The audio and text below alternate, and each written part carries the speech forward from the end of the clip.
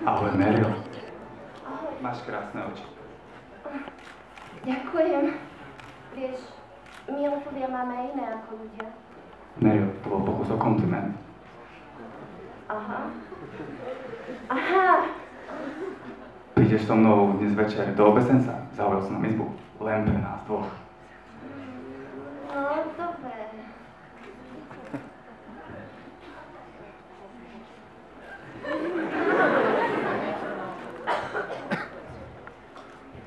Ty vravím, takýto veľký bol. Nemožné. Neužíš rukama, prosím, stovky, ale takto veľký som ešte nevidel. Také niečo by som si nevymyslel, fakt takýto veľký bol. O čom sa vy dve rozprávate? Ono, že samozrejme, prečo? Ale nič. Počkej, mal by si nájsť už novú známosť, vieš o tom? Ste pripravená? A zase, ale teba nie je nikto pripravený. Prosím ťa, nechaj nás na chvíľku, dobre? Táto, beď.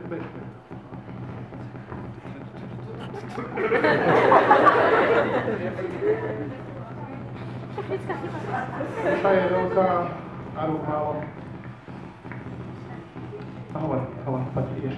Pozval som Meryl dnes večer do obesenca ráno. Keby som ti mal, vieš, ako pokecať si ako chlap s chlapom, vieš, pána rád ti dať a tak. Ty mi ideš radiť? Ha. Prosím ťa, čo si myslíš, koľké tomuto dokázali odolať?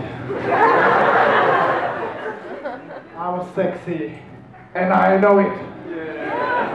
I'm sexy, and I know it. Look at that body. Girl, look at that body.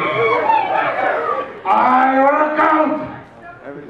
Wiggle, wiggle, wiggle, wiggle. Wiggle, wiggle, wiggle, wiggle.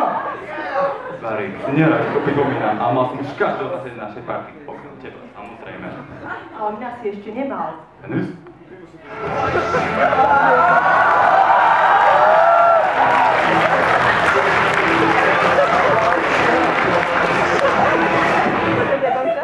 Prečo si musím vybrať?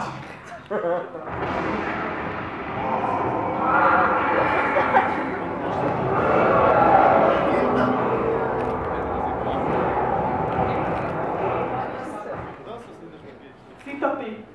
Ty si Dovahkiin, drakorodený. Čo to? Už si stará dražica.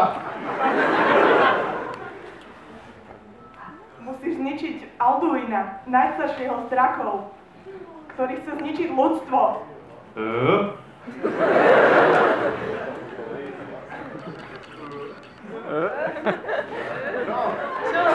Je to stará dražica, už som to povedal.